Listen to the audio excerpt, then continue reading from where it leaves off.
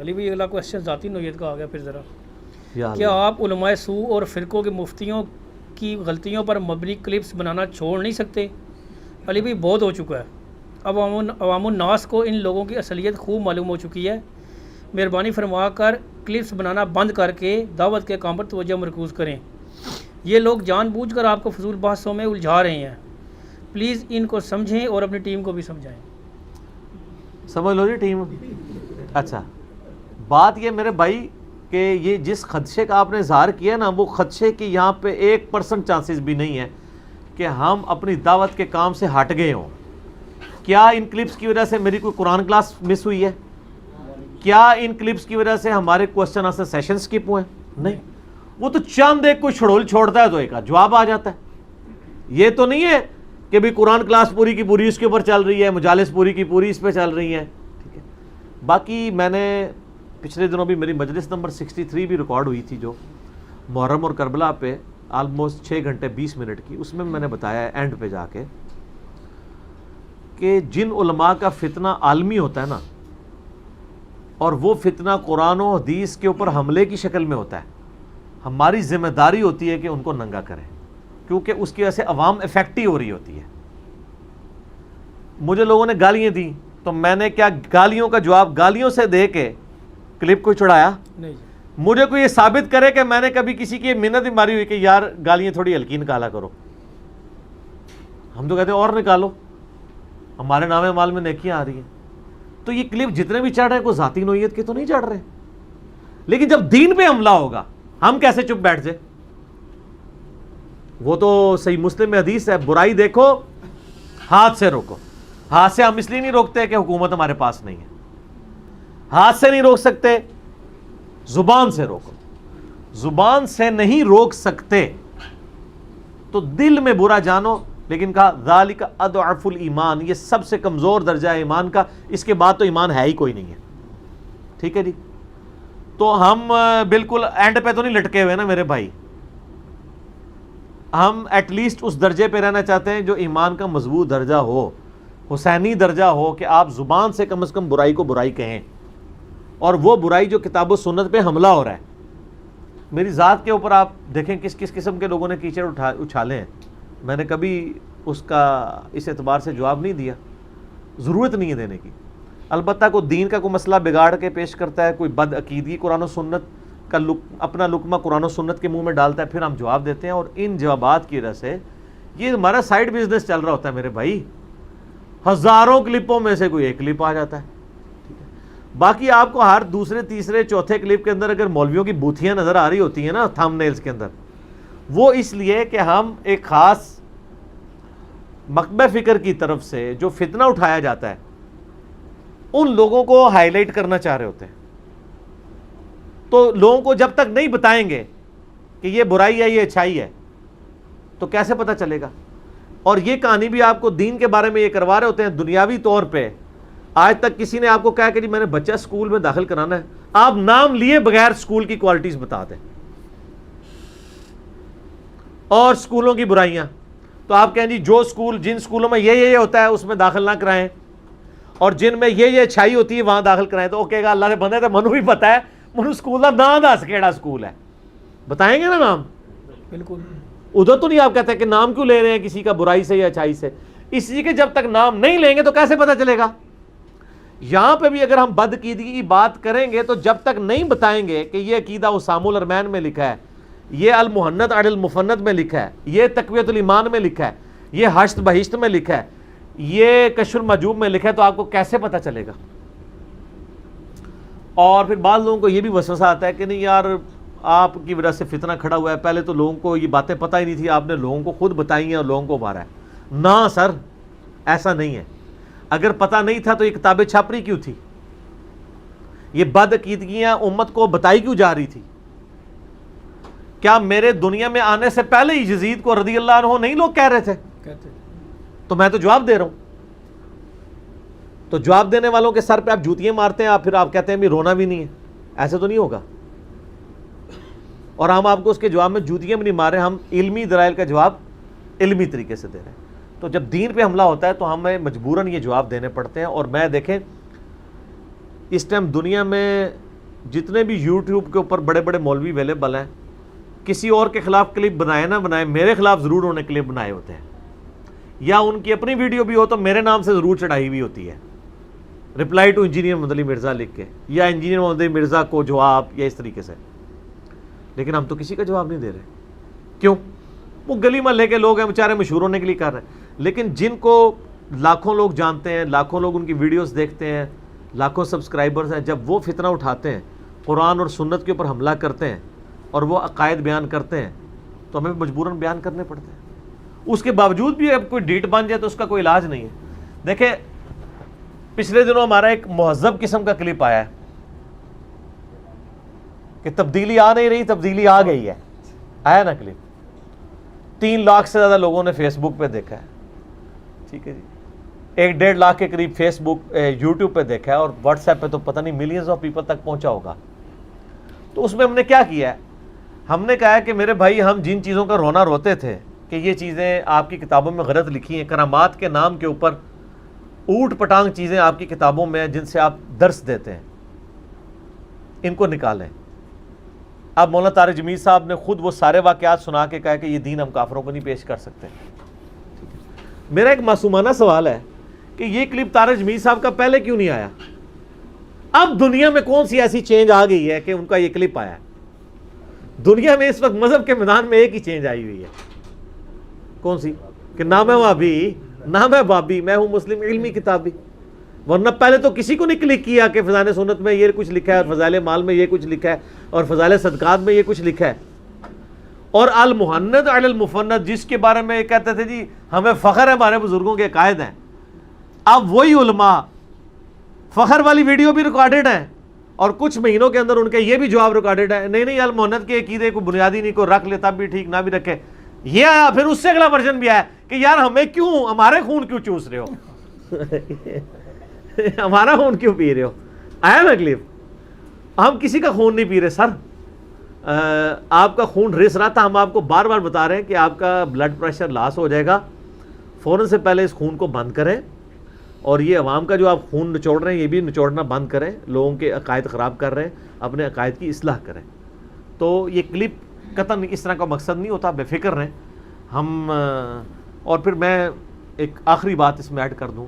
مجھے بتائیں اب کون سا ایسا مسئلہ رہ گیا ہے بتانے والا جو میں نے بتانا ہے یا مجھے بتانا چاہیے تھا اور میں نے نہیں بتایا. اللہ کے فضل سے آج 65 نمبر مجلس چل رہی ہے، ہزاروں سوالات کے جواب آ چکے ہیں. آپ ڈھونڈ کے لے آئیں کہ جی یہ وہ مسئلہ تھا جو پوری دنیا میں فتنہ بنا ہوا ہے اور آپ نے کبھی اس پہ بات ہی نہیں کی. یہ فرقوں کا بنیادی اختلاف ہے، آپ نے بات ہر مسئلے پہ بول دیا. ٹھیک ہے، اب تو کلپ بنانے کی دیر ہے. نماز غوثیہ رہ گئی تھی، وہ بھی پچھلی بار بتا دیا. نماز غوثیہ کا سنت طریقہ کو کہہ سکتا ہے، صلاۃ و تسبیح پہ تو آپ کا کلپ ہے، نماز غوثیہ کا طریقہ نہیں بتا دیا وہ بھی. اب تو اس لیول تک بھی چیزیں بتانے شروع کر دی ہیں. استنجے کی سنتیں اور آداب، اور رمضان شریف کے اندر بھی بتا دیا. رمضان کے اندر استنجا کرنے کا طریقہ بتایا نہیں ہے لیکن سمجھا دیا ہے. اور کیا کریں؟ ٹھیک ہو گیا. ہمارے ایک بھائی ہیں، بڑے پیارے بھائی، انہوں نے ایک چینل بنایا ہوا ہے انڈرسٹینڈ اسلام. تو میں جو اپنی ویڈیوز میں علماء کے بارے میں جتنی باتیں کرتا ہوں نا کہ فلاں، یعنی نام لیے بغیر کہ جس طرح ایک عالم کا یہ کلپ ہے، اس نے یہ کہا، اس نے یہ کہا، ان کی کتاب میں یہ لکھا ہے، یہ لکھا ہے، یہ لکھا ہے، تو وہ ان کے کلپ ڈھونڈ کے نا اس میں ایڈجسٹ کر دیتے ہیں. وہ جو نماز غوثیہ والا تھا نا، وہ کلپ انہوں نے بھی چڑھایا ہے. اچھا، اس تنجے کے طریقے والی ویڈیو بھی ڈال دی بیچ میں. نماز غوثیہ کا طریقہ بھی بار شریعت سے ڈسپلے کروا دیا انہوں نے. اور ختم خواجگان میں یا قاضی الحاجات جو اللہ کو پکارتے ہیں، یہاں پہ شیخ عبدالقادر جیلانی کو پکار رہے تھے، وہ بھی انہوں نے بیچ میں ڈال دیا ہے. ہر چیز جو میں بول رہا تھا. اور نماز غوثیہ کا سنت طریقہ، یعنی وہ جو کہتے ہیں اس کو، وہ ایک ان کے عالم دین وہ پڑھ کے سنا بھی رہے ہیں شیخ عبدالقادر جیلانی کے مزار پہ بیٹھ کے، وہ بھی انہوں نے ویڈیو ڈال دی ہے سر. اور کیا کریں آپ کے ساتھ لوگ ایسی نیکی کر رہے ہیں کہ انہوں نے وہ نیکی کر کر کے، یعنی لوگ کہتے ہیں نا جی وہ آپ کھیر پکا کے ہمارے سامنے رکھیں. نہ سر، ہم کھیر آپ کے سامنے نہیں رکھ رہے ہیں. ہم نے ایک بندہ لگایا ہوا ہے کہ جو کھیر لا کے سامنے رکھتا ہے، دوسرا اس میں چمچ ڈالتا ہے، تیسرا آپ کا منہ کھولتا ہے. ٹھیک ہے جی. اور ایک چوتھا پیچھے ہوتا ہے جو تھپکی دے رہا ہوتا ہے کہ گھبرانا نہیں سر، آن لگی جے کھیر. اور وہ پھر وہ پانچواں بندہ اس کے منہ میں ڈالتا ہے. یہی کر رہے ہیں, یہی ہے نا, کلپ ڈال دیے, جے پی جیز ڈال دیے, اور کیا کریں اس سے بڑھ کے اور کیا ہو سکتا ہے کہ آپ کو اور کیا کر کے بتائیں. آخری درجے میں یہی کر سکتے ہیں نا. تو آپ بے فکر ہیں, ہمارے کام کو کوئی نقصان نہیں اس سے. یہ کرنا بھی ضروری ہوتا ہے, کیونکہ جب فتنے, قرآن و حدیث صرف نیکی کے حکم دینے کا نام نہیں ہے, برائی کو روکنے کا بھی نام ہے. یا تو مجھے بتائیں نا کہ قرآن میں صرف کرسچنز کو سمجھانے کے لیے صرف اچھے عقائد ہی بیان ہوئے ہیں, ان کے ایک ایک عقیدے کا نام لے کے اللہ نے رد بھی کیا ہے. تو ہمیں یہ سکھایا ہے. یہ کہنا کہ یہ اچھائی کا ذکر اتنا کریں کہ برائی خود بخود ختم ہو جائے گی, یہ شیطان کا سب سے بڑا وار ہے. ورنہ نبی علیہ السلام یہ تو نہ فرما کے جاتے کہ برائی کو ہاتھ سے روکو. صحیح مسلم کی حدیث, ہاتھ سے نہیں روک سکتے, زبان سے روکو. اور دل والا تو آخری درجہ ہے, آپ دل پہ ہی رہے نا. لیکن ہمارا معاملہ یہ ہے کہ جن لوگوں کو زیادہ بات سمجھ آئی ہوتی ہے ان کے لیے امتحان بڑا بن جاتا ہے. میں یہ جو کچھ ایفرٹ پٹ کر رہا ہوں, واللہ اس کے اگینسٹ نہ تو میں آپ سے کبھی چندہ مانگا ہے نہ مانگوں گا, نہ دنیاوی منفعت کسی سے ایک رتی کی لی ہے نہ لوں گا. میں تو اپنی آخرت کی فکر میں ہوں. تو اس کی وجہ سے ہمیں یہ کرنا پڑتا ہے. کنتم خیر امۃ اخرجت للناس تأمرون بالمعروف وتنہون عن المنکر وتؤمنون باللہ. تم بہترین امت ہو جو لوگوں کے نفع کے لیے نکالے گئے ہو, لوگوں کو نیکی کی طرف بلاتے ہو, برائی سے روکتے ہو اور اللہ پر ایمان لاتے ہو. سر یہ نیکی کی طرف بلانا اور برائی سے روکنا اتنی بڑی چیز ہے کہ اللہ نے ایمان کو تیسرے درجے پہ ذکر کر دیا ہے. کیوں کہ نیکی کی طرف بلانے والا اور برائی سے روکنے والا ہی اصل میں وہ بندہ ہوتا ہے جو اللہ پہ ایمان لانے والا ہوتا ہے, جس کی رگ اللہ کے لیے پھٹکے. لوگ تو اپنے ماں باپ کی گالی سنتے ہیں نا تو گرم ہو جاتے ہیں, اس نے مجھے ماں کی گالی دے دی. آپ میری یوٹیوب کے کلپ کے نیچے دیکھیں, ہزاروں لوگوں نے تعریف بھی کی ہوئی ہے, تو چند ایک لوگوں نے کتنی کتنی گندی گالیاں لکھی ہوئی ہوتی ہیں. تو میں نے تو آج تک گالیوں کا جواب گالیوں سے نہیں دیا, ذاتیات پہ کبھی بھی نہیں آئے. ہاں, قرآن و سنت کے دلائل کی روشنی میں جس کا تعلق ہماری آخرت کے ساتھ ہے, ہر وہ مسئلہ ڈسکس کرتے ہیں اللہ کے فضل سے. ٹھیک ہو گیا؟ جزاک اللہ خیر. علی بھائی نیکسٹ کویشچن ہے, آپ کا کلپ دیوبند اور اہل حدیث کا ماتم انتہائی جاندار ویڈیو ہے. اس ویڈیو میں لال رومال والے مولانا کا جو بیان ڈالا گیا ہے, اس کے جواب میں ان کا ایک نیا کلپ آیا ہے جس میں انہوں نے مان لیا ہے کہ انہوں نے مولا علی علیہ السلام کو بلا ہی کہا تھا. لیکن اس کی تعویل یہ کی کہ بلا مطلب چیز ہوتا ہے, نہ کہ یہ کوئی گستاخی ہے. ہاں ظاہر ہے جی, آپ جو مرضی کریں وہ گستاخی نہیں, کوئی اور کرے تو گستاخی ہے. ٹھیک ہے نا جی. ہم نے ویڈیوز میں کہا امیر شام, تو انہوں نے گلے پھاڑ کے کہا یہ دیکھو حضرت معاویہ رضی اللہ تعالیٰ عنہ کو امیر شام کہتا ہے, یہ بڑا گستاخ ہے, ان کو امیر المومنین نہیں مانتا. آپ تو ہماری یہ بھی تعویل ماننے کے لیے تیار نہیں ہوئے. اپنا تو آپ کا حال یہ ہے. ہم امیر شام اس لیے کہتے ہیں کہ وہ جو اسلامی حکومت 3 براعظموں میں پھیلی تھی, جس میں خلیفہ راشد سیدنا علی ابن ابی طالب تھے, ان کے صوبے کا ایک گورنر تھا جس کو مولا علی نے معزول کر دیا تھا ان کے عہدے سے, اور سہل ابن حنیف کو گورنر شام لگایا تھا, اور اس گورنر نے مستعفی ہونے سے انکار کر کے خلیفہ راشد کے خلاف بغاوت کر دی, جس کی پریڈکشن بخاری اور مسلم میں موجود تھی. صحیح بخاری 2812. عمار کو ایک باغی جماعت قتل کرے گی, عمار ان کو اللہ کی طرف اور جنت کی طرف بلا رہا ہوگا, اور وہ جماعت دوزخ کی طرف بلانے والی جماعت ہوگی. دوزخ اور بغاوت کی طرف بلانے والی جماعت, جس جماعت کو کہا نبی علیہ السلام نے, مولا علی نے نہیں, نبی علیہ السلام نے, اور مولا علی کے ساتھ نبی علیہ السلام کھڑے ہوئے. ٹھیک ہے, تو ہم امیر شام اس لیے کہتے ہیں وہ شام کے گورنر تھے. بالکل. بعد میں جس طرح حکومت حاصل ہو تو آپ کو پتہ ہے, تو یہ کہتے ہیں نہیں. اور ادھر دیکھیں اپنے وہ بلا کے لفظ کی بھی اردو لنگوسٹک ہمیں نہیں آتی کیا؟ آپ کو نہیں آتی؟ مجھے بتائیں, بچپن میں آپ نے سنا ہے لالچ بری بلا ہے, یہ سنا ہے نا؟ کبھی آپ نے یہ سنا ہے کہ ماں باپ کے ساتھ حسن سلوک کرنا اچھی بلا ہے؟ نہیں. جھوٹ بولنا جو ہے وہ سچ بولنا اچھی بلا ہے؟ نہیں. سنا؟ نہیں سنا. کیوں؟ کیونکہ بلا کا لفظ نٹوریس ورڈ ہے. یہ نٹوریس ورڈ ہے, یہ نیگیٹو چیز کے لیے آتا ہے. لالچ بری بلا ہے, اور یہ تو اس کی مہربانی ہے کہ اس نے مان لیا ہے. ان کے جو مقلدین ہیں نا لال رومال والوں کے, انہوں نے کہا جی وہ بلا نہیں, انہوں نے کہا وہ کیا, وہ شعر پڑھا تھا انہوں نے کہ تو کہتا ہے کہ علی نہ خدا ہے نہ خدا سے جدا ہے, تو اس نے آگے سے خود جوڑا پھر 10 علی کیڑی بلا ہے, یعنی آپ حضرت علی کو آن ہی نہیں کر رہے. یہ لال رومال والے نے تو میں نے اس پہ گرفت کی تھی کہ یار تم یہ کیوں جملہ آگے سے بول رہے ہو؟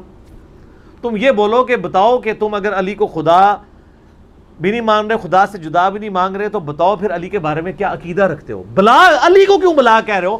اور بلا تو اس منوس کو کہہ جس نے یہ شرکیہ جملہ بولا ہے. ٹھیک ہے کہ الٹا تو جملہ سن کے خود ہی منوس بن گیا کہ تیرے اوپر بھی نوست پڑ گئی. تجھے حدیث نہیں یاد ہے صحیح مسلم کی کہ علی سے محبت نہیں رکھے گا مگر مؤمن، علی سے بغض نہیں رکھے گا مگر منافق؟ کیا تو کبھی یہ جملہ حضرت ابوبکر اور عمر عثمان کے بارے میں بولنے کی جرت کرے گا اپنی پبلک میں؟ تو بغض ہے نا تیرا علی کے اوپر. تو اس کے ایک مقلد نے نیچے لکھا کہ وہ آپ کو انجینئر صاحب کو سمجھ نہیں آیا، انہوں نے کہا کہ وہ یہ اصل میں کہنا چاہ رہے ہیں کہ علی نہ خدا ہے نہ خدا سے جدا ہے. یہ کوئی رافضی کہہ رہا تھا، اس کے جواب میں وہ کہہ رہے ہیں تو 10 پھر علی کون سی، علی بھلا کیا ہے؟ کیا بھلا ہے؟